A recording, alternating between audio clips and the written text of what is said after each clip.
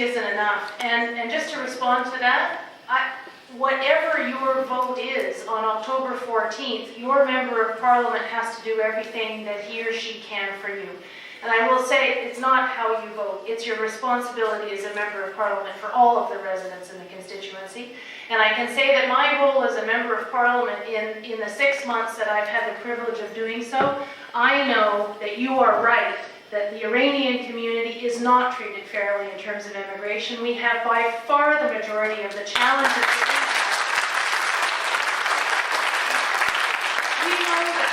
We know that. And in my introductory remarks, I noted that at the very least, in terms of greater communication with the community, we've hired Lily Pourzan so that we can have greater communication. Who's sitting over there? You can wave.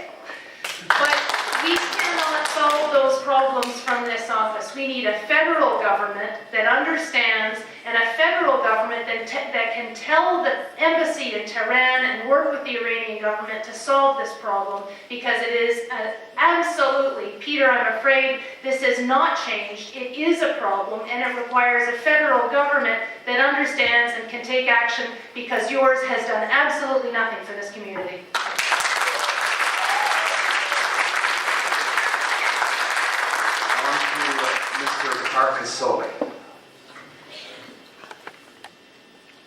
Any specific solutions that are offered are the result of the values that that party or that government hold.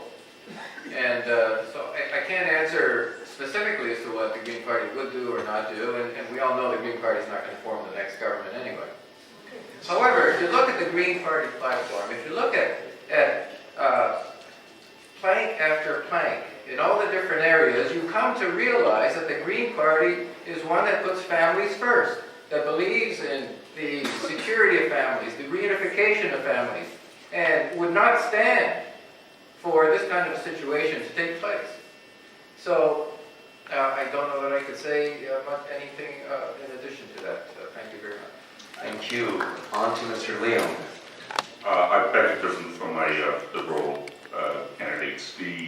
I also hear the same complaint from the Chinese community regarding their treatment in Beijing, Shanghai, and Chongqing. And don't forget, if you are dealing with a 900,000 backlog, you're going to be frustrated.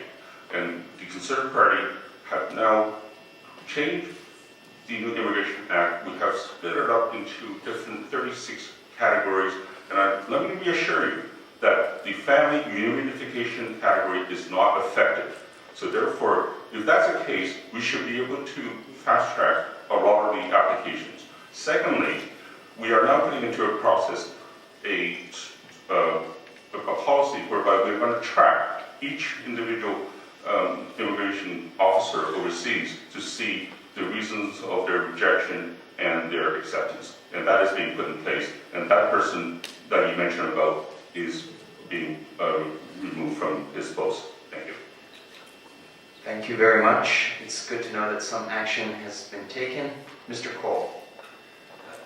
Thanks for the question, and I'd like to ask if I could sign that petition after the meeting as well. I'm not familiar with that case specifically, so I can't speak to it. I can just read from our Vision Green, which is quite an extensive document that you can download from the website. And in there we write, our immigration policies must be revamped to ensure we stay true to our identity as a just, fair, and open country.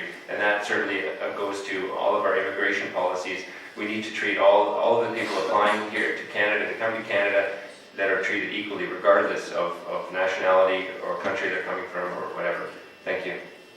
Thank you very much. For Mr. Rugania. I was told that you regularly give speeches on mysticism at Islamic Center of Aliyas, and you claim to be the defender of the Iranian Canadian rights. Please tell us, what is your position on the torture, rape, and murder of Mr. Zahra Khazemi by the Islamic security agents in notorious Evin prison?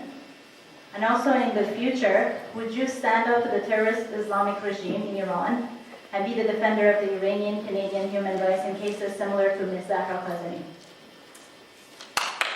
Okay, well, thanks for those questions. The first one, what do you know about the Iranian community, is so broad that we're going to have to ask the folks here who would like to take that on.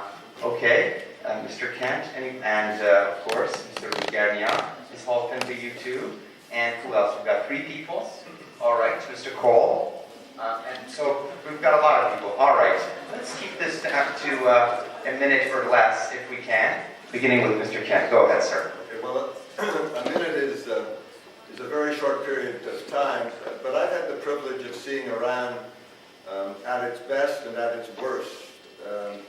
I first had the honor of attending Persepolis celebrations back in the 70s under the Shah, a celebration of some magnitude and of great value.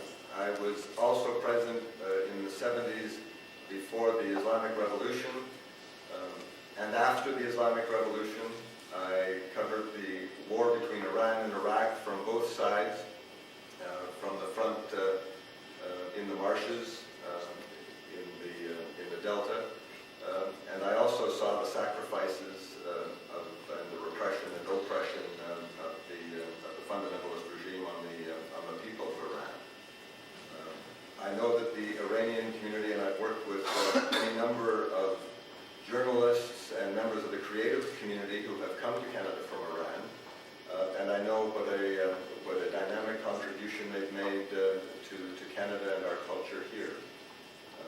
I also know that my wife has me under strict orders to bring home only modest portions of Persian pastry from those wonderful shops above the Royal Orchard, because they are dynamite. And Thank you very much. Appreciate it.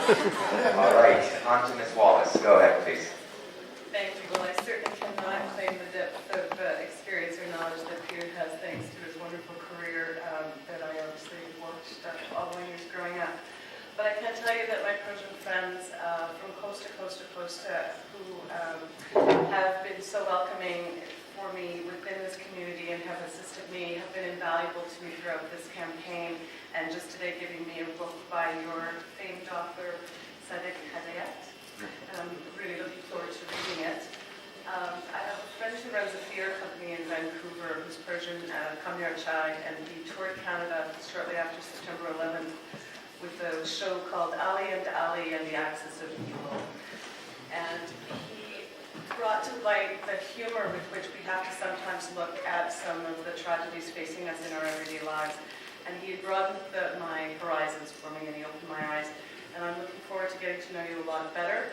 I have to admit that I don't know you all well enough, and that this has been a real pleasure for me to make the acquaintance of so many people in this community. Thank you very much. Mr. Ruth Gagnon. First of all, I'm very proud of the weekly sessions, the forum I hold on Rumi, and because Rumi was the one who was talking about unity of hearts and religion and everything. I'll keep on doing that, and the worst thing that can happen to us is when you cannot distinguish between Maulana Rumi and Mullah Omar. So these are two different things, and be careful not to fall for that. And at the same time, Zara Kazemi was only one of all those terrible crimes that are happening in Iran, and all of us should stand up for that. And if you want me to give some promises, I'll do this and that out of the authority and what I can do, then I'll be another David Zimmer who made this as his platform slogan and then didn't raise a finger on that. So don't make me go on and give you promises, but if you want to know me better, people who know me, they know how much I've worked on these things, and they know how deep inside I hate all those crimes that are happening in my country, and I'm very pessimistic on the future of Iran under that regime. I have valid reasons, economic, financial, everything reasons for that, and I can talk on that for hours.